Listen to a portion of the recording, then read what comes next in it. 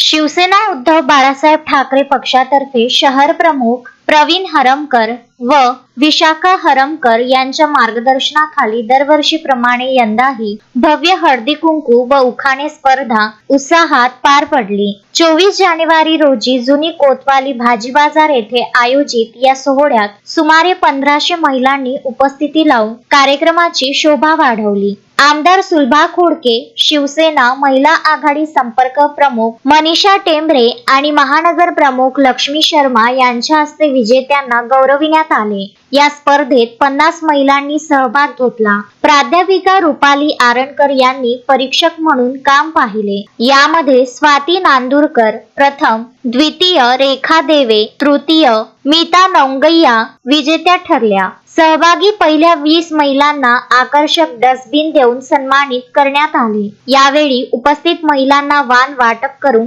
आशीर्वाद घेण्यात आले। कार्यक्रम यशस्वी करण्यासाठी माधुरी अनासाने, वनमाला करुले, पूनम हरमकर यांच्यासह शिवसेनेच्या अनेक महिला पदाधिकाऱ्यांनी व कार्यकर्त्यांनी परिश्रम घेतले। Vidarbha news bureau, Amravati.